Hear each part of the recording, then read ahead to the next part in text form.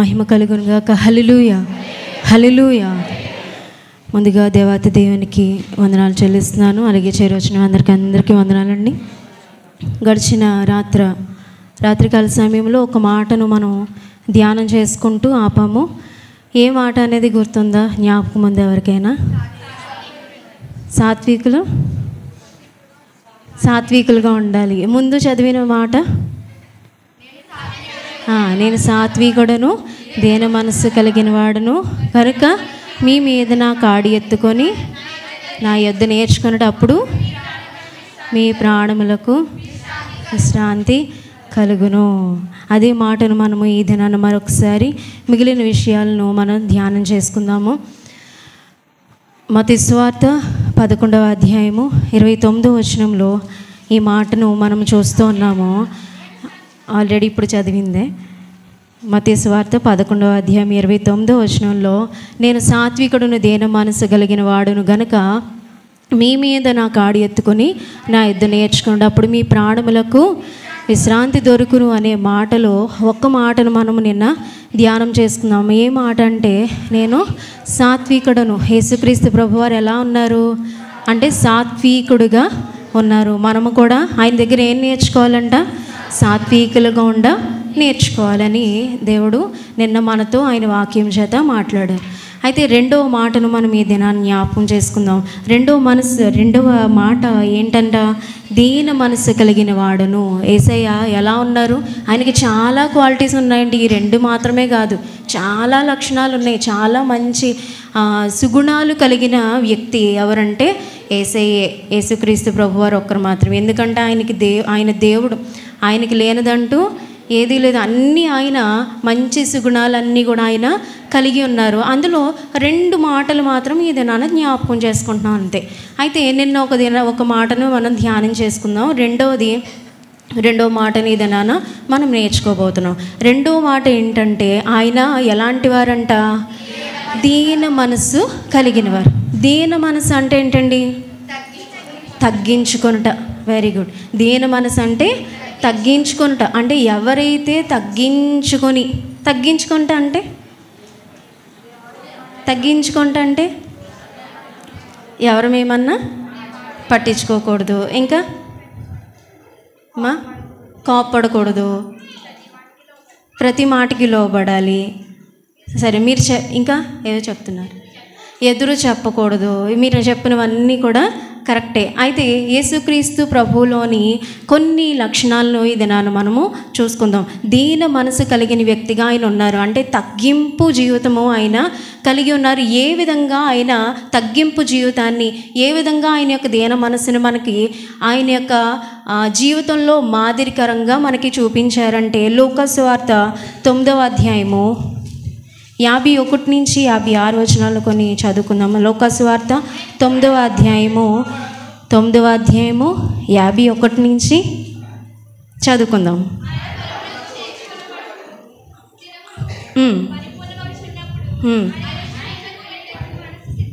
స్థిరపరుచుకొని తనకంటే ముందుగా దూతలను పంపెను.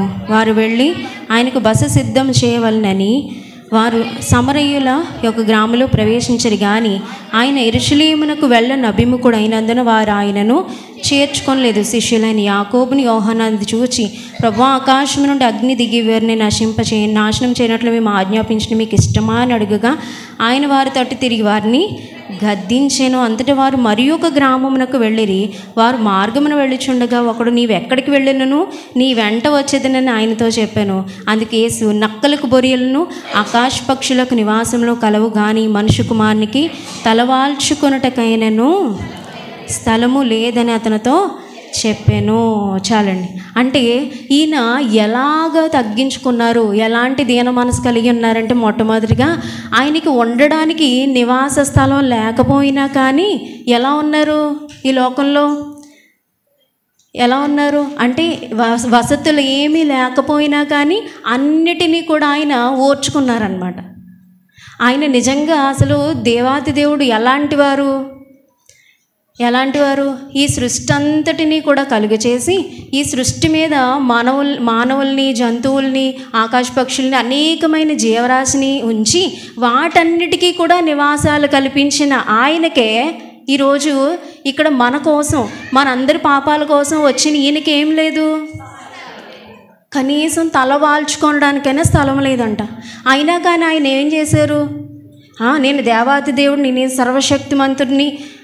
ఆయన యోహాను సువార్తలో చెప్తారు కదా, నేను మీ కొరకు స్థలము సిద్ధపరచ వెళుచున్నాను. మనకు పరలోకంలో ఇక్కడ స్థలాలు ఇచ్చారు, ఇక్కడ మనకి నివాసాలు, మంచి మంచి గృహాలు ఇచ్చారు. మనం ఉండడానికి ఏమన్నా లోటు ఉందండి? ఎవరైనా బయట రోడ్డు మీద ఎవరైనా పడుకుంటున్నారా? లేదు కదా. దేవుడు మనకు అన్ని ఫెసిలిటీస్ ఇచ్చారు కదా, అన్నీ సమకూర్చారు కదా. అన్నీ సమకూర్చిన ఆయన మనకి ఇక్కడ మాత్రమే కాదు, అశాశ్వతమైన ఈ లోకంలోనూ సమకూరుస్తున్నారు. మనం అడిగింది ప్రతీది ఇస్తున్నారు.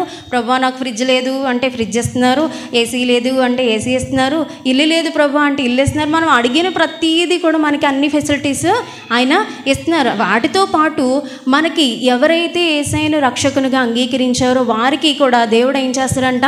పరలోకంలో నివాసాలు, పరలోకంలో మంచి స్థలాల్ని, పరలోకంలో మంచి భవనాల్ని ఇవ్వడానికి ఆయన వెళ్ళారంట. మన కోసం సిద్ధం చేయడానికి వెళ్ళారంట. వాటిని మనకి ఇవ్వబోతున్నారు. మరి ఆయనకి ఏమన్నా లోటు ఉందా? లేదు కదా. ఆయనే ఇచ్చే పొజిషన్లో ఉంటే, కానీ ఆయనకి ఇక్కడ ఈ లోకానికి వచ్చిన తర్వాత ఆయనకి ఏం లేదంట, కనీసం తల వాల్చుకోవడానికి, జస్ట్ ఇలా కూర్చోడానికి, కనీసం ఇలా పడుకోవడానికి కూడా ఆయనకి స్థలం లేదంట. పస్కా పండుగని సిద్ధపరచాలని చెప్పి ఒక గ్రామం అని అనుకుంటే ఆ గ్రామంలో వాళ్ళకి ఆయనకి ఇల్లు దొరకలేదంట. వేరే గ్రామం వెళ్ళారంట, వేరే గ్రామంలో కూడా ఇల్లు దొరకలేదంట. అలా ఒక్కొక్క గ్రామం వారు తిరుగుతూనే ఉన్నారు. అప్పుడు చెప్పాడు ఒకడు వచ్చి, యేసయ్యా నేను నీ వెంటే వస్తాను, నువ్వు ఎక్కడికి వెళ్తే అక్కడికి నేను వస్తాను, నన్ను కూడా నీతో చేర్చుకో అంటే ఆయన చెప్తున్నారు, నక్కలకి బొరియలు ఉన్నాయి. అంటే నక్కలు ఎక్కడ నివసిస్తాయి? బొరియల్లో, గుహాల్లో నివసిస్తాయి. అలాగే ఆకాశ పక్షులకి ఏమున్నాయి? గూళ్ళు ఉన్నాయి, వాటికంటూ ఒక నివాసం ఉంది. కానీ మనిషి కుమారునికి తలవాల్చుకొనడానికి, కనీసం ఉండడానికి కూడా ఆయనకి స్థలం లేదు. అంటే అంతగా తగ్గించుకున్నారు. ఎవరి కోసం? నీ కోసం, నా కోసం, మన అందరి కోసం. నాకు స్థలం లేదే, నేను ఇక్కడ ఉండను, అర్జెంటుగా నేను పరలోకం వచ్చేస్తానని అన్నారు ఆయన? అనలేదు. కానీ ఆయనకు పడుకోవడానికి ఉన్న కనీసం కొంచెం సేపు, ఆయన మార్నింగ్ నుంచి ఈవినింగ్ వరకు, నైట్ వరకు ఆయన కష్టపడి అనేక ప్రాంతాలు తిరిగి ఉపమానాలు చెప్తూ దేవుని యొక్క వాక్యాన్ని బోధిస్తూ రెస్ట్ లేకుండా పనిచేస్తున్నప్పటికీ కనీసం ఒకానొక సందర్భమైందైనా విశ్రాంతి తీసుకోవడానికి ఆయనకి ఇంత స్థలం కూడా లేదంట. అయినా కానీ ఆయన ఏం చేశారు? మనందరి కోసం తగ్గించుకొని ప్రతిదాన్ని ఓర్చుకున్నారు. ఆయన ఎలా ఉన్నారు? ఆయన ధనవంతుడే ఉన్నాడు కదా. ఆయన ధనవంతుడు కదా, కాదా? ఆయన ధనవంతుడు. కానీ ఈ లోకానికి ఎలా వచ్చారు? దారిద్ర్యత కలిగిన వ్యక్తిగా. అదే మాటను మనం చెప్తూ ఉంటాం. ఆయన ధనవంతుడే ఉండి మన కోసం ఆయన దరిద్రుడాయను అనే మాట కూడా మనం బైబిల్లో చూస్తూ ఉంటాం. అంటే ఆయన ఎంత సంపన్నుడైనప్పటికీ, ఆ పరలోకంలో అత్యున్నతమైన సింహాసనం మీద ఆయన కూర్చున్న వ్యక్తి అయినప్పటికీ నీ కోసం, నా కోసం ఏం చేశారు? ఆయన తగ్గించుకొని ఆ సింహాసనాన్ని విడిచిపెట్టి ఎక్కడికి వచ్చారు? భూమి మీదకి మనందరినీ రక్షించడానికి వచ్చారు. మరి అలాంటి తగ్గింపు నీలో, నాలో, మనలో ఉందా? మనం ప్రార్థన చేయాలంటే ఏం కావాలి? ఫ్యాన్లు కావాలి. మోకరించి ప్రార్థన చేయాలంటే మంచి ఫెసిలిటీస్ అన్నీ ఉండాలి. మంచి చక్కని రూమ్ ఉండాలి, ఫ్యాన్ ఉండాలి, లేదా ఏసీ ఉండాలి. అన్ని ఫెసిలిటీస్ ఉంటేనే మనం ప్రార్థనకు వస్తాం, లేదంటే ప్రార్థన చేస్తాం. మీరు ప్రార్థన చేస్తూ ఉన్నప్పుడు కరెంటు పోయిందనుకోండి, ఏం చేస్తాం? చెమటలు పడుతూ ఉన్నాయి, ఏం చేస్తాం? వెంటనే ప్రార్థన ఆపేస్తాం. కానీ మనం దేనికి అలవాటు పడిపోయాం? సుఖానికి అలవాటు పడిపోయాం. అన్ని ఫెసిలిటీస్ మనకు ఉండాలి, ఏసీలో ఉంటేనే మందిరానికి వస్తాం. కానీ ఆయన ఏ సుఖాన్ని కూడా చూడలేదు. నీ కోసం, నా కోసం ఆయనకున్న సుఖాన్ని అంతటినీ విడిచిపెట్టారు. ఆయనకున్న పరలోక వైభవాన్ని అంతటినీ విడిచిపెట్టి తగ్గించుకొని ఈ లోకానికి ఎలా వచ్చారు? దాసునిగా, రిక్తునిగా తగ్గించుకొని ఆయన ఈ లోకానికి వచ్చారు. ఫిలిప్పీలకు రాసిన పత్రిక 2వ అధ్యాయము 7-8 వచనాల్లో ఇలా రాయబడింది, మనుష్యుల పోలికగా పుట్టి దాసుని స్వరూపం ధరించి సిలువ మరణం పొందునంతగా ఆయన తగ్గించుకున్నారంట. ఎలా వచ్చారు ఆయన? ఎలా ఉన్నారు? మనుష్యుల పోలికగా పుట్టి దాసుని స్వరూపం.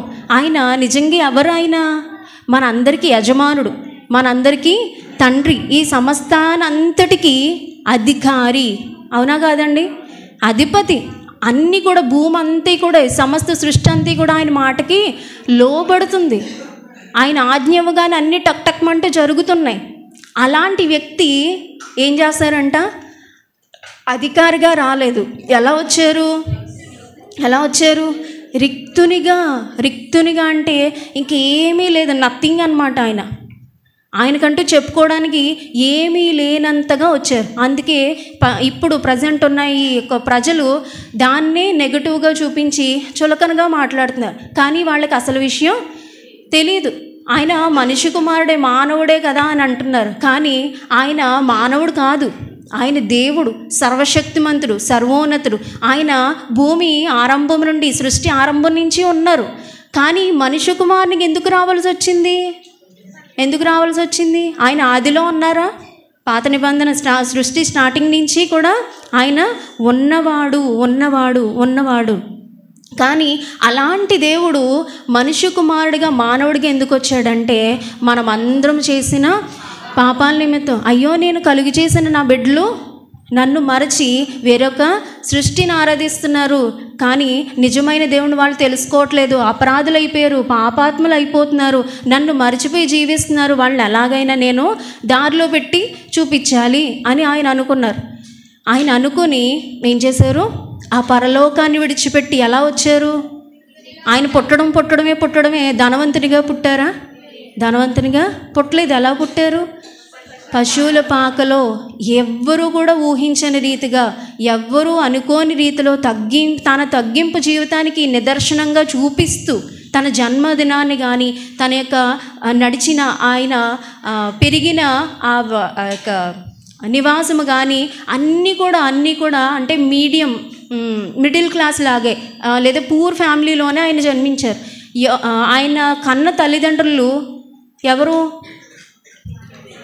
మరియా, యోసేపు వలన పుట్టలేదు. కానీ తల్లిదండ్రులు అనగా ఎవరని చెప్తాము? మరియా, యోసేపులని చెప్తాం. కానీ వాళ్ళు ఎలాంటి వాళ్ళు అంట? చాలా పూర్ ఫ్యామిలీ అన్నమాట. ఎలా పూర్ ఫ్యామిలీ అని చెప్పగలుగుతారు అని అంటే, మీకు ఒక నిదర్శనాన్ని చెప్తారు. దేవుని యొక్క సన్నిధిలో ఎవరైనా పిల్లలు పుట్టినప్పుడు దేవుడు ముందే పాత నిబంధన గ్రంథంలో చెప్పాడు, ఎవరైనా పిల్లలు పుట్టినప్పుడు వాళ్ళని మనం ప్రతిష్ఠించుకుంటాం కదా, వెల పెడతాం, పాట పాడుకుంటాం కదా ఇక్కడ. అయితే వాళ్ళకు ప్రతినిధులుగా ఏం తీసుకురావాలని దేవుడు చెప్పాడు? బాగా ఉన్నవాళ్ళైతే ఏ మేకను కానీ, గొర్రెను కానీ, ఇంకా బాగా ధనవంతులైతే పెద్ద పెద్ద ఎడ్లను కానీ తీసుకొచ్చి వాళ్ళ నిమిత్తం ప్రతిష్ఠించి వాళ్ళని ఏం చేయాలంట? ప్రతిష్ఠించాలి. కానీ ఎవరైతే లేని వాళ్ళు ఉంటారో వాళ్ళు ఏం తీసుకురావాలి? పావురపు పిల్లల్ని, చిన్న గువ్వల్ని తీసుకొచ్చి వాళ్ళని ప్రతిష్ఠించాలి అని చెప్పి దేవుని యొక్క లేఖనం ఉంది. అయితే యేసుక్రీస్తు ప్రభువారు పుట్టిన 8వ దినాన తల్లి అయిన మరియా, యోసేపులు దేవాలయానికి అన్ని తీసుకొస్తూ ఏం తీసుకొచ్చారు? ఆయనతో పాటు మీరు లోకాసు వార్త 2వ అధ్యాయంలో చదివితే అక్కడ మనకు కనిపిస్తుంది అనమాట. వాళ్ళు చిన్న గువ్వల్ని తీసుకొచ్చి వారిని దేవుని యొక్క సన్నిధిలో ప్రతిష్ఠించినట్లుగా మనకు కనిపిస్తుంది. అంటే ఆయన యొక్క జననం కూడా ఎలా ఉంది? చాలా తగ్గింపుగా ఉంది. ఆయన నడిచిన బాల్యం కానీ అన్నీ కూడా తగ్గింపు జీవితానికి సాదృశ్యంగా కనబడుతున్నాయి. ఆయన మరణము కూడా ఎలా ఉందంట? సిలువ మరణము పొందినంతగా. ఆయన గొప్పవాడైనప్పటికీ ఆయన ఎలా మరణించారు? చాలా అవమానాలు. నిజానికి ఆయన దేవుడే, కానీ ఆయన దేవుడిగా వచ్చాడా? దేవుడిగా రాలేదు. ఎలా వచ్చారు? మానవునిగా వచ్చారు. మానవునిగా వచ్చినప్పుడు ఆయనకి దేవుడికున్న అధికారాలతో ఆయన రాలేదు. దేవుడికున్న అధికారాలతో వచ్చుంటే చక్కగా వెంటనే మనం పాపం చేసినప్పుడు ఈ పాపం ఈవిడి నుంచి తొలగిపోవునుగా, కానీ ఈ పాపాలన్నీ నేను పరిహరించాను అని ఒక్క మాట చెప్తే సరిపోద్ది కదండి. ఒక పక్షవాయువు గల వ్యక్తిని తీసుకొచ్చినప్పుడు ఆయన ఏం చెప్పారు? అధికారంతో తెలుసా అండి? పక్షవాయువు కలిగిన వారిని నలుగురు తీసుకొచ్చారు. నలుగురు మోసుకొచ్చినప్పుడు యేసయ్య వానితో ఏం చెప్పారు? నీ పాపాలు పరిహరింపబడి ఉన్నవి అని చెప్పారా లేదా? అంటే అప్పుడు మిగిలిన పరిసయ్యులు శాస్త్రులు ఏమనుకున్నారు? పాపాలను క్షమించడానికి ఈయనెవడు, నేనే నీ పాపాన్ని క్షమించేస్తున్నానని చెప్తున్నాడు అని చెప్పి ఏం చెప్పారు? సడుక్కున్నారు. అలాగే పాపాత్మురాలని స్త్రీ వచ్చినప్పుడు అమ్మా నీ పాపాలు క్షమించబడ్డాయి అని చెప్పి పాపాలను ఆయన క్షమించారు కదా. అలా నోటి మాటతో అందరినీ ఒక్కసారిగా క్షమించవచ్చు కదా. కానీ ఆయన ధనవంతుడై ఉండి గొప్ప దేవుడై ఉండి కూడా శిలువ మరణం పొందినందుకు ఎందుకు తగ్గించుకున్నారంటే, మనందరి పాపాలు ఆదాము మొదలుకొని ఇప్పటి వరకు ఉన్న మనందరి వరకు ఉన్న పాపాలు పోవాలంటే అది ఒక నోటి మాటతో అవ్వదు. ఇంకా ఆయన మనుష్య కుమారునిగా వచ్చారు కాబట్టి ఆయన మ్యాజిక్లు అద్భుతాలు చేయడానికి లేదు. అయినా కానీ ఆయన ఏం చేశారు? ప్రభువా, ఈ యొక్క శిలువ మరణాన్ని నేను అనుభవించాలి, అది నా వల్ల కాదు అని చెప్పి ఆయన చాలా విధంగా ప్రార్థనాపూర్వకంగా తను తాను సిద్ధపరుచుకొని తండ్రికి తన చేతిని అప్పగించుకొని ఆయన ఏం చేశారు? తగ్గించుకొని ఆ యొక్క అవమానాలన్నీ కూడా భరించారు. ఆయన శ్రమలన్నీ కూడా భరించారు. అది ఎవరి కోసం? మన కోసం అని చెప్పకండి, నా కోసం అని చెప్పాలి. మన కోసం అంటే అందరు గుంపులో కలిసిపోతారు. కానీ నా కోసం అని ఎవరైతే తను తాను చెప్తారో అప్పుడు మనకి మనస్సాక్షి తెలుస్తుంది అనమాట. అంటే నా కోసమే ఆయన శిలువ మరణం పొందారని అనుకున్నప్పుడు నీ పాపాలను దేవుడు క్షమిస్తాడు కదా. అయితే ఆయన ఏం చేయబడ్డారు? ఆయన శిలువ మరణం పొందినంతగా ఆయన తగ్గించుకున్నారు. ఆయన దూషింపబడినా కానీ బదులు ఎవరిని కూడా దూషించలేదు. కానీ మనమైతే ఏం చేస్తాం?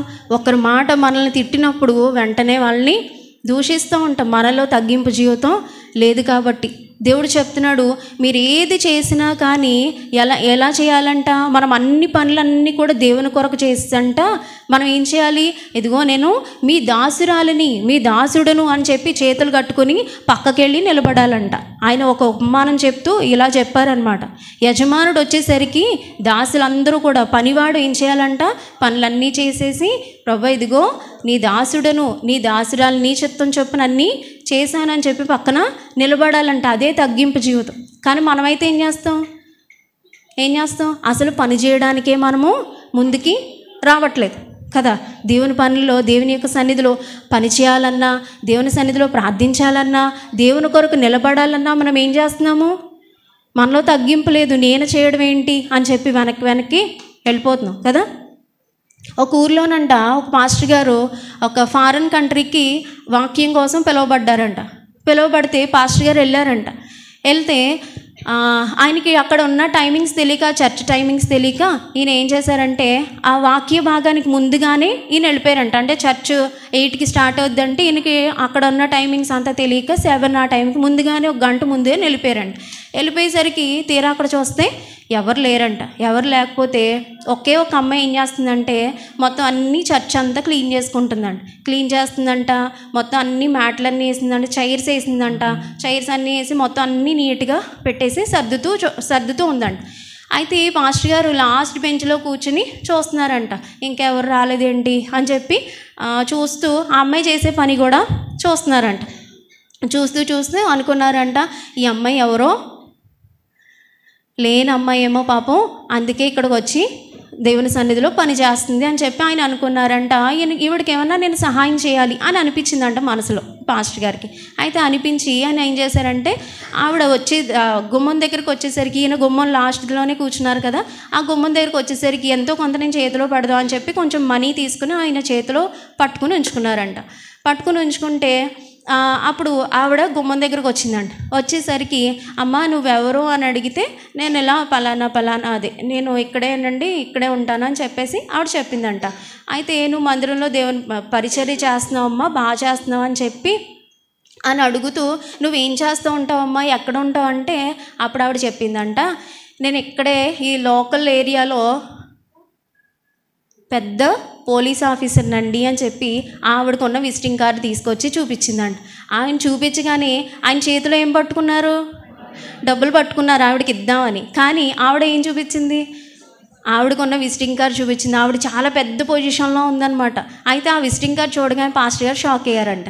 షాక్ అయ్యి, అయ్యి బాబోయ్, నేనే తప్పుగా అర్థం చేసుకుని ఇంత పెద్ద పొజిషన్ కలిగిన ఆవిడ మందిరంలో ఏం చేస్తుంది, పరిచయం చేస్తుందని ఆవిడని చెప్పి, సరే అమ్మ అని చెప్పి ఆవిడని దీవించేసి ప్రార్థన చేసి ఆవిడ వంగిపు అలా చూస్తూ ఉంటే ఆవిడ బయటకు వచ్చి మెట్లు దిగుతూ ఉంటాడు. కానీ పెద్ద జీప్ వచ్చి ఆ పోలీసులు అందరూ కూడా ఆవిడకి సెల్యూట్ చేసి ఆవిడని జీప్లోకి ఎక్కించుకొని వెళ్ళారంట. అంటే అంత పెద్ద ఆవిడ, అంత ఉన్నతమైన స్థితిలో పనిచేసిన ఆవిడ మందిరంలో ఎలా ఉంది, తగ్గించుకొని ఉంది. దేవుని పని చేస్తుంది, దేవుని యొక్క పరిచర్య చేస్తుంది. మరి అలాంటి దీన మనసు మనకుందా? మనం అన్నిటికీ సుఖాలకు అలవాటు పడిపోయాం. మందిరంలో చైర్స్ వేసి ప్రార్థన చేసుకుందాం, ఆరాధన చేసుకుందాం అంటేనే కొంచెం మంది చాలా వరకు కూర్చొని పైకి లేవరు. కానీ మన దేవుడు సర్వశక్తి కలిగిన దేవుడు. దేవుని సన్నిధిలో దేవుణ్ణి మనం ఘనపరచాలి, దేవుణ్ణి గౌరవించాలి, దేవుణ్ణి ఆరాధించడానికి మనల్ని మనం సిద్ధపరచుకోవాలి. దేవుడు అంటే ఎందుకు అంత నిర్లక్ష్యం మనకి? నీవు ఎవరైతే తగ్గించుకుంటారో వాళ్ళని దేవుడు ఏం చేస్తాడు, హెచ్చిస్తాడు. నువ్వు హెచ్చించబడాలంటే నీలో ఏముండాలి? దీన మనస్సు ఉండాలి. దేవుడు అదే చెప్తున్నాడు, సాత్వికుడును నేను దీన మనస్సు కలిగిన వాడు. ఈ రెండు మనసులు కూడా మనకు ఉన్నప్పుడు దేవుడు మనల్ని అత్యున్నతమైన రీతిలో దేవుడు మనల్ని హెచ్చిస్తాడు. మూడవదిగా ఏం చెప్తున్నాడు దేవుడు, నా కాడి ఎత్తుకొని నా యొద్ద నేర్చుకోండి. మూడవదిగా నా కాడి ఎత్తుకొని అంటే దేవుని మాట ప్రకారం జీవించడమే కాడి ఎత్తుకోవడం అంటే దేవుని మాటను మనం ఏం చేయాలి, మన హృదయాల్లోకి రానివ్వాలి. మన హృదయాల్లోకి ఎప్పుడైతే దేవుని యొక్క వాక్యం ఎంటర్ అయిందో అదే దేవుని యొక్క కాడిని ఎత్తుకోవడం అంతేనా? హృదయంలోకి రానివ్వడమే కాదు, దాని ప్రకారము జీవించాలి. అందుకే దేవుడు చెప్పాడు కదా, ఒక ఉపమానం చెప్పాడు. బండ మీద, మత్తయి సువార్త 7వ అధ్యాయము 24వ వచనం ఒకసారి చదువుదామా? మత్తయి సువార్త 7వ అధ్యాయము. కాబట్టి నా మాటలు విని దాని చొప్పున చేయి ప్రతివాడు బండ మీద తన ఇల్లు కట్టుకున్న బుద్ధిమంతుని పోలియుండును. వాన కురిసిన, వరదలు వచ్చిన, గాలి విసిరా ఇంటి మీద కొట్టిన కానీ దాని పునాది బండ మీద వేయబడిన గనుక అది పడలేదు. దేవుని యొక్క మాటల చొప్పున దేవుడు చెప్పిన ప్రకారం చేసిన వాడు ఎలా ఉంటాడంట? బండ మీద తన ఇల్లు కట్టుకున్న వాళ్ళని పోలి ఉంటాడు. అంటే ఇప్పుడు ఆ బండ మీద ఇల్లు కట్టుకున్న వాళ్ళు ఎలా ఉంటారు? వర్షం వచ్చిందంట, వాన వచ్చిందంట, వరదలు కురిసాయంట, పెద్ద తుఫాను వచ్చిందంట, పడిపోద్దా ఇల్లు? పడిపోద్దా? బండ మీద ఉంది కాబట్టి ఎప్పుడు పడిపోదు. అదే ఇసుకలో కట్టుకున్నవాడు ఇల్లు ఏమవుద్ది? గట్టిగా వర్షం రావక్కర్లేదు, వరద రావక్కర్లేదు, తుఫాను అసలు రావక్కర్లేదు, గట్టిగా గాలి వచ్చిందంటే చాలు ఎగిరిపోద్ది కదా. అలాగే దేవుని యొక్క మాటలు ఎవరైతే విని దేవుడి యొక్క చిత్త ప్రకారంగా, దేవుడు చెప్పిన ప్రకారంగా నడుస్తారో వాళ్ళు ఎలా ఉంటారంట? దేవుని యొక్క కాడిని మోసిన వారుగా ఉంటారంట. యవనస్తులు తమ యొక్క యవన కాలంలో కాడిని మోయమని దేవుని యొక్క వాక్యం చెప్తూ ఉంది.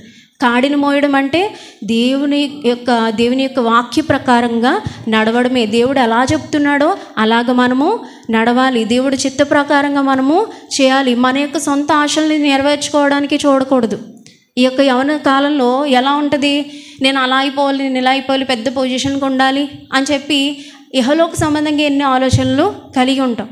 కరెక్టే. కానీ దేవుడు చెప్తున్నది ఏంటంటే, నీ యవన కాలంలో నీవు పడిపోకుండా, నువ్వు తొట్టిల్లిపోకుండా మంచి మార్గంలో నడవాలంటే ఏం చేయాలి? దేవుని యొక్క మాటలను వినాలి. దేవుడు చెప్పిన ప్రకారంగా మనం చేసినప్పుడు దేవుడు మనల్ని ఏం చేస్తాడు? పడిపోనివ్వడు, తొట్టిల్లిపోనివ్వడు. మన యొక్క ఆత్మీయ జీవితం, మన యొక్క ఫిజికల్ లైఫ్ అయినా సరే పడిపోకుండా దేవుడు మంచి స్థితిలో దేవుడు మనల్ని నిలబెడతాడు. నాలుగవదిగా ఏం చెప్తున్నాడు దేవుడు? నా యొద్ద నేర్చుకోండి అని చెప్తున్నాడు. దేవుని దగ్గర మనం ఏం నేర్చుకోవాలి? ఇప్పుడు మీరు ఎందుకు వచ్చారు? మనం అందరం ఎందుకు వచ్చాము? దేవుని మాటలు వినడానికి, దేవుని దగ్గర నేర్చుకోవడానికి. వినడమే కాదు, దేవుని దగ్గర నేర్చుకోవడానికి వచ్చాం. ఆయన మంచి బోధకుడు, ఆయన మనకి నేర్పించేవాడు. నిజంగా ఎంతమంది దేవుని దగ్గర ప్రతిదినం నేర్చుకుంటున్నారు? ఇదే క్వశ్చన్ నేను ఫస్ట్ ప్రారంభంలోనే వాక్యం చెప్తూ ఉన్నప్పుడు నేను అడిగానా లేదా? అడిగాను. ఎంతమంది దేవుని దగ్గర ప్రతిదినం నేర్చుకుంటున్నారు? ఒకసారి హల్లెలూయా చెప్దాం. హల్లెలూయా.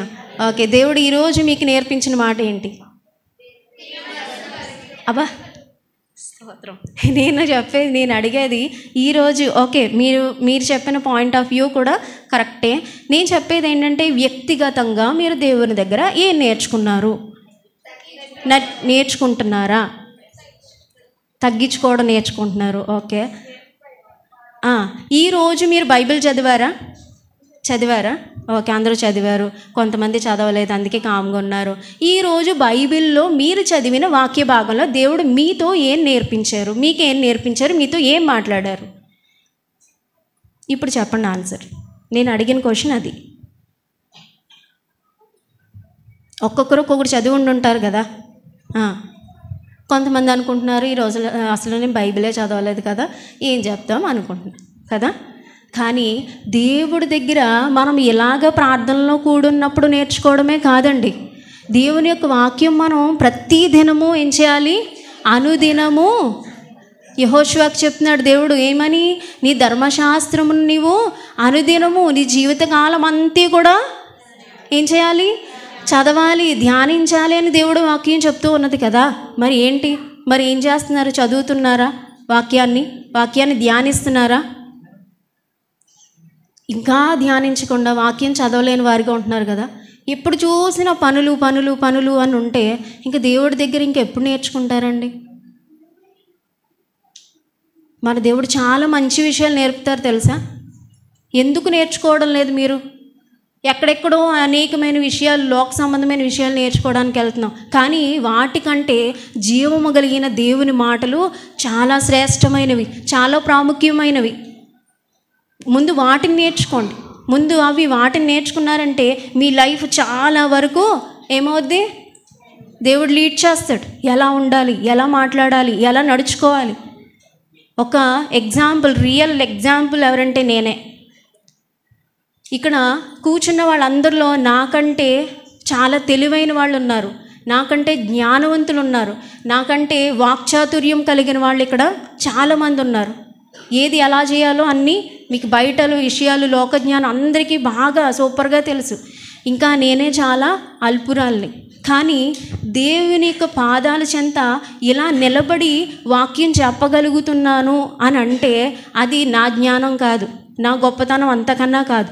నన్ను నిలవబెట్టి నాకు నేర్పిస్తున్న యేసయ్యది. గట్టిగా హల్లెలూయా చెప్దాం. హల్లెలూయా, హల్లెలూయా, హల్లెలూయా. ఈ విషయంలో నేను చాలా దేవునికి రుణపడి ఉన్నాను. ఎందుకంటే ఇప్పుడు చెప్తున్న ఈ జ్ఞానం అంతా నాకు వచ్చింది కాదు, దేవుని పాదాల చెంత నేను కూర్చొని నేర్చుకోవడం వల్ల దేవుడు నాకు నేర్పించిన మాటలు. దేవుడు అందరికీ నేర్పుతాడు, పక్షపాతం లేదు. మరి మీరెందుకు నేర్చుకోవడం లేదు? దేవుని పాదాల చెంత నేర్చుకోండి. దేవుని పాదాల చెంత నేర్చుకోవడం అంటే దేవుని యొక్క సన్నిధికి వచ్చినప్పుడు మాత్రమే నేర్చుకోవడం కాదు. నువ్వు ఎప్పుడైతే అనుదినము నువ్వు బైబిల్ ఓపెన్ చేసి నువ్వు చదువుతూ ఉంటావో అప్పుడు ఏం చేయాలి?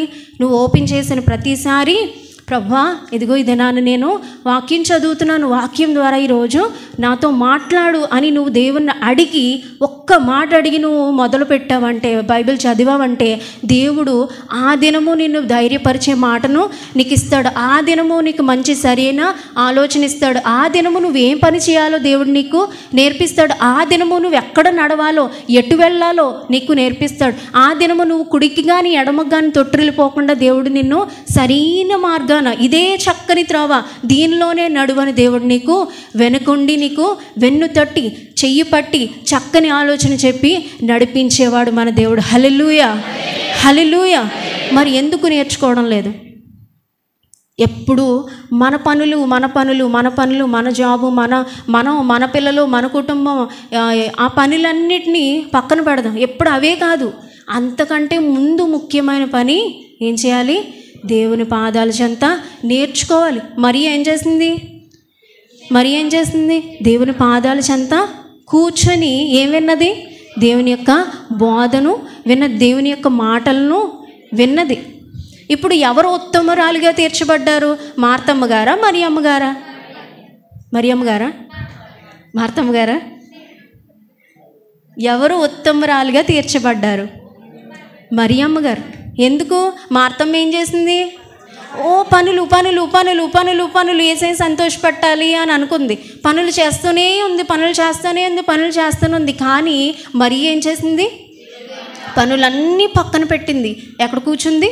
దేవుని పాదాల చెంత కూర్చుని ప్రభు యొక్క మాటలు వినడానికి తన యొక్క హృదయాన్ని సిద్ధపరిచింది. ప్రభు యొక్క మాటలు విన్నది చాలా జాగ్రత్తతో, చాలా వినయంతో. దేవుని మాటలు విని తనకున్న పాప జీవితాన్ని అంతా విడిచిపెట్టుకుంది. పరిశుద్ధంగా ఉండడానికి తను తాను సిద్ధపరచుకుంది. కాబట్టి ఆవిడ ఎలాగ తీర్చబడింది? ఉత్తమురాలుగా. అందుకే దేవుడు చెప్పాడు, మరియా ఉత్తమమైన దాన్ని వెతుకుచుంది, ఉత్తమమైన దాన్ని కోరుకుందంట. మరి నువ్వేం కోరుకుంటున్నావు? ప్రభు సన్నిధికి వచ్చి దేవుడు ఈ వాక్యాల చేత మాట్లాడడమే కాదు, ఇలాగా మాట్లాడతారు, ఇలాగ మనల్ని సరిచేస్తారు, ఇలాగ బోధిస్తారు. కానీ వ్యక్తిగతంగా నీతో కూడా మాట్లాడతారు. నేర్చుకోండి, ప్రభు దగ్గరికి రండి, ఆయన పాదాల చెంత, బలిపీఠం చెంత మోకరించి అడగండి. మీరు ఇంట్లో చదువుకుంటున్నప్పటికీ నువ్వు మోకరించి ప్రభుని అడిగి, దేవా నాకు ఈ దినము ఏ మాట చేత మీరు మాట్లాడతారు నాకు నేర్పించు ప్రభా. నువ్వు చదివేది ఏ అధ్యాయమైనా అయి ఉండొచ్చు. జార్జ్ ముల్లర్ గారంట ఈ యొక్క బైబిల్ గ్రంథాన్ని మోర్ దెన్ 100 అంటే 100 సార్లు కంటే ఎక్కువ చదివారంట బైబిల్ని. అంటే అన్నిసార్లు చదివిన వ్యక్తికి ఇందులో ఉన్న ప్రతి విషయం అర్థమవుతుందా? అర్థం కాదా? చాలా విపులంగా అర్థమవుద్ది. కానీ ఆయన ఏం చెప్పారంటే, నాకు ఈ బైబిల్ గురించిన జ్ఞానం ఈ యొక్క సముద్రంలో వాటర్ ఎంత ఉంటుందండి? చాలా ఎక్కువ ఉంటుంది కదా, చాలా ఎక్కువ ఉంటుంది. ఆ సముద్రం నీటిలో ఒక్క నీటి చుక్క అంత మాత్రమే నాకు తెలుసు. అంటే అన్నిసార్లు బైబిల్ చదివి అంత జ్ఞానం కలిగి ఉన్నా కానీ ఆయన ఏం చెప్పారు? ఒక్క చిన్న నీటి బొట్టు ఎంత ఉంటుందో అంత జ్ఞానమే మాత్రమే నాకు తెలుసు. అంటే ఇంకా నీకు తెలుసుకోవాల్సింది చాలా ఉంది అని చెప్పారు. మరి నీకు ఆ ఒక్క చిన్నది కూడా అన్నిసార్లు చదివిన ఆయన ఇంకా తెలుసుకోవాలని అన్న తాపత్రయపడినప్పుడు మరి నీకెంతవరకు తెలిసింది? ఒక విషయం గుర్తుపెట్టుకోండి, తల్లులైన వారు అలాగే ఎవరైనప్పటికీ, అది యవనస్తులైనా, స్త్రీలైనా, పురుషులైనా, వృద్ధులైనా, పిల్లలైనా, ఎవరైనా కానీ వాక్యం నువ్వు చదివినప్పుడు అది నీ జీవితాన్ని సరిచేస్తుంది. ఇంకొకటి ఏంటంటే, నువ్వు నేర్చుకున్న వాక్యం నీ బిడ్డలకు నువ్వు నేర్పించినప్పుడు నువ్వు చెప్పక్కర్లేదు, ఒరే బాబు నువ్వు వాళ్ళతో జత కట్టుకో, ఇలా చేయకు, అలా చేయకు అని నువ్వు చెప్పక్కర్లేదు. వాక్యం వాళ్ళకి నేర్పిస్తూ ఉండండి చాలు. వాళ్ళ జీవితాన్ని దేవుడే బాగు చేస్తాడు, వాళ్ళ జీవితాన్ని దేవుడే చక్కని మార్గాల్ని నడిపిస్తాడు. నువ్వు భయపడక్కర్లేదు. ప్రజెంట్ సిచ్యువేషన్ ఎలా ఉంది బాబోయ్, నా పిల్లలు ఏమైపోతారా అని చెప్పక్కర్లేదు. వాక్యం నేర్పించండి. ముందు మీరు నేర్చుకోండి, మీ పిల్లలకి నేర్పించండి. నీ కుటుంబాల్ని బాగు చేసేవాడు, సరైన మార్గంలో నడిపించేవాడు దేవుడే. బైబిల్ చదువుతారు ఈసారైనా? ప్రతి సంవత్సరం కూడా నేను ఇదే మాటను చెప్తూ ఉన్నాను. కానీ దేవుడు లెక్క అడుగుతాడు. జాగ్రత్త. పనులన్నీ పక్కన పెట్టండి. ముందుగా ఎవరితో మాట్లాడాలి? దేవునితో మాట్లాడాలి. జాన్ వెస్లీ అనే భక్తుడు ఏం చేసేవారంట? ఎక్కువ పనులు ఉన్నప్పుడంట ఎక్కువగా ప్రార్థన చేసేవారంట. మనం ఏం చేస్తాము? ఎక్కువ పనులు ఉన్నాయి ప్రభువా, ఈరోజు చిన్న ప్రార్థన చేసుకున్న ప్రభువా నాకు ఈరోజు చాలా ఎక్కువ పనులు ఉన్నాయి, అన్నీ నువ్వే సహాయం చేయి, ఆమేన్ అని చెప్పి చిన్న ఒక సెకండ్లో ముగించేస్తాం కదా మనం చేసే పని అది. కానీ ఆయన ఏం చేసేవారంట? ఎక్కువ పనులు ఉన్నప్పుడు ఎక్కువగా దేవుని సన్నిధిలోకి వచ్చి ప్రార్థన చేసేవారంట. ఆ ఎక్కువ పనులన్నీ కూడా తక్కువ టైంలో అయిపోయాయంట. హల్లెలూయా, హల్లెలూయా. చూసారా ప్రార్థనకి ఎంత శక్తి ఉందో? దేవుని దగ్గర మనం ఎక్కువ సమయాన్ని గడపాలి. నువ్వు దేవునికి ఫస్ట్ సమయం ఇచ్చినప్పుడు నీకున్న పనులన్నిటినీ కూడా సఫలపరిచేది ఎవరు? దేవుడే. నువ్వు అనుకోవచ్చు, బాబాయ్ ప్రార్థనకి టైం ఇచ్చానంటే, బైబిల్ చదవడానికి టైం ఇచ్చానంటే నాకు టైం అయిపోద్ది, మళ్ళీ మా సార్ తిడతారు, మా ఆఫీసర్ తిడతారు, మా పైన యజమానులు తిడతారు అని అనుకోవచ్చు. కానీ మొట్టమొదటిగా నువ్వు ఎవరితో మాట్లాడుకో, మీ ఆవిడతో కానీ, మీ ఆయనతో కానీ, మీ పిల్లలతో కానీ ఎవరితో మాట్లాడుకో. ఫస్ట్గా ఎవరితో మాట్లాడాలి? అది అలవాటు చేసుకోండి. ఈ రోజు నుంచి నీ జీవితం మారుతుంది. చివరిగా అప్పుడు మీ ప్రాణములకు ఏం దొరుకుతుందంట? విశ్రాంతి దొరుకుద్ది. మొట్టమొదటిగా మనం ఏం చేయాలి? సాత్వికము కలిగి ఉండాలి. రెండవదిగా దీన మనస్సు కలిగి ఉండాలి. మనం తగ్గించుకొని దేవుని పాదాల చెంత మనము ఏం చేయాలి?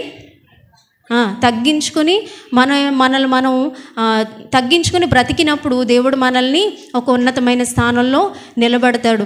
ఆయన సిలువ మరణం పొందినంతగా తగ్గించుకున్నారు కాబట్టే ఈరోజు మనందరికీ ఏమొచ్చింది? రక్షణ కలిగింది. ఈనాటి నీ జీవితం తగ్గించుకుని నువ్వు బ్రతికినప్పుడు దేవుడు నిన్ను కూడా ఒకనొక దినాన్ని ఏం చేస్తారు? బలా నమ్మకమైన మంచి దాసుడా, మంచి దాసురాలా అని చెప్పి నిన్ను అందరిలో కూడా నిన్ను హెచ్చిస్తారు. ఎప్పుడు కూడా మనల్ని మనం హెచ్చించుకునే వారిలాగా ఉండకూడదు. నీకంటే ఎక్కువైన వాళ్ళు ఉన్నా, నీకంటే తక్కువైన వాళ్ళు ఉన్నా కానీ మనం ఏం చేయాలి? అందరినీ ఒకేలాగా ఈక్వల్గా మనము చూడాలి. అందరినీ ఒకేలాగా ట్రీట్ చేసినప్పుడు నీలో ఏమున్నట్టు? తగ్గింపు మనసు ఉన్నట్టు. అందుకే పౌలు గారు చెప్తారు ఫిలిప్పీల సంఘంతో, నేను నిరుపేదగా ఉండడం తెలుసు, ధనవంతుడిగా ఉండడం తెలుసు, ఆకలి బాధలు తెలుసు, నాకు కడుపు నిండా భోజనం చేయడం తెలుసు, అన్నీ తెలుసు నాకు, అన్నీ నా జీవితంలో. అంటే మనము ఎక్కడ ఎలా ఉండాలో అక్కడ అలాగా ఉండాలి. నీకు మంచి పొజిషన్ ఉందని చెప్పి ఇక్కడికి వచ్చిన తర్వాత మనం రెక్లెస్నెస్ చూపించాం అనుకో, దేవుని దగ్గర ఏం చేస్తారు? మనల్ని ఏం చేస్తారు? అణగదొక్కేస్తారు. ఒక స్టోరీ చెప్పినట్టు గుర్తు, లాస్ట్ ఇయర్ మీకు గుర్తుండకపోవచ్చులే. ఒక అధికారి ఒక బొగ్గు పనిలో చేసిన వ్యక్తి ఎలా ఉండేవాడు? పని చేసుకుంటూ ప్రార్థన చేస్తూ ఉండేవాడు ఎక్కడో పక్కన మూలన. అలాంటి వ్యక్తిని ఎవరు చూశారు? యజమాని చూశాడు. యజమాని చూసి అందరికంటే ఇతనికి చదువు రాకపోయినా కానీ ఆ యజమానుడు ఏం చేశాడు? ఇతను చాలా భక్తిపరుడుగా, ప్రార్థనాపరుడుగా ఉన్నాడు, నమ్మకంగా పనిచేస్తున్నాడు అని చెప్పి ఆ మొత్తం బిజినెస్ అంతటినీ కూడా ఎవరి చేతిలో పెట్టాడు? ఆ ముసలాయన చేతిలో పెట్టాడు. ముసలాయన చేతిలో పెట్టిన తర్వాత దేవుడు ఏం కలుగు చేశాడు? డెవలప్మెంట్ ఇచ్చాడు, అన్నీ ఇచ్చాడు. అయితే క్రమక్రమంగా ఏమైపోయింది? అతనికి బాధ్యతలు పెరిగిపోయి, ఉద్యోగం పెరిగిపోయి ఏమైంది? ప్రార్థన వదిలేశాడు, దేవుని సన్నిధికి రావడం వదిలేశాడు, దేవుని పని మర్చిపోయాడు. అప్పుడు ఏమైంది? దేవుడు చూస్తాడు. ఏం చేస్తారు? సో మనం తగ్గింపు జీవితాన్ని చూసి మనల్ని హెచ్చించిన దేవుడు, నువ్వు హెచ్చింపుకి వెళ్ళిన తర్వాత నువ్వు తగ్గింపు జీవితం లేదనుకోండి, ఏం చేస్తాడు? అది కూడా చూస్తాడు కదా. మనం ఏం చేయాలి? దేని మనసును కలిగి ఉండి దేవుని యొక్క మాటలను నా కాడి ఎత్తుకొని, అంటే దేవుని యొక్క మాటలను నేర్చుకొని వాటి ప్రకారంగా మనము జీవించాలి. మంచి బోధకుడే నేసే పాదాల చెంత మనం అనుదినము అనుక్షణం కూడా మనం ఏం చేయాలి? నేర్చుకోవాలి. అప్పుడే మనకేమిస్తాడు? విశ్రాంతినిస్తారు. అదే మనం చదువుకున్న వాక్య భాగంలోని మత్తయి సువార్త 11:27 ఒకసారి పైన చదివితే, ప్రయాసపడి భారం మోసుకుని చిన్న సమస్త జనులారా నా యొద్దకు రండి, నేను మీకు విశ్రాంతినిస్తాను. దేవుడు మనకి విశ్రాంతిని, నెమ్మదిని కలుగు చేసే దేవుడు. ఎప్పుడు మన ప్రాణాలకు విశ్రాంతి, నెమ్మది వస్తుంది? ఇవన్నీ మనము చేసినప్పుడు. ఒకవేళ ఏది చేయలేదంటే, నువ్వు సాత్వికంగా లేవు, గొడవపడి మనిషిగా ఉన్నావంటే ఉంటుందా? పీస్ఫుల్గా ఉంటుంది మైండ్? ఆ గొడవే మైండ్లో ఉంటుంది. నీ మనసు పాడైపోద్ది, డిస్టర్బ్ అవుతావు కదా. ఎక్కడ లేని రోగాలు, జబ్బులన్నీ అవి అందుకే వస్తాయి కదా. బీపీ ఎందుకు వస్తుంది? షుగర్ ఎందుకు వస్తుంది? నీలో స్ట్రెస్ పెరిగిపోవడం వల్లే కదా. సో అలాంటివి ఏమీ రాకుండా ఉండాలంటే మనం ఏం చేయాలి? సాత్వికంగా ఉండాలి, దేని మనసు కలిగి ఉండాలి, దేవుని పాదాల చెంత నేర్చుకుని దేవుని యొక్క మాటల చొప్పున మనం జీవించినప్పుడు దేవుడు ఏం చేస్తాడు? మనల్ని, మన జీవితాల్ని పీస్ఫుల్గా ఉంచుతాడు. దేవుడు ఇచ్చిన మాటలు మనం వెనుకట్లో దీవించునుగాక. ఆమేన్. అందరూ తల వంచినట్లయితే ప్రార్థన చేస్తాం.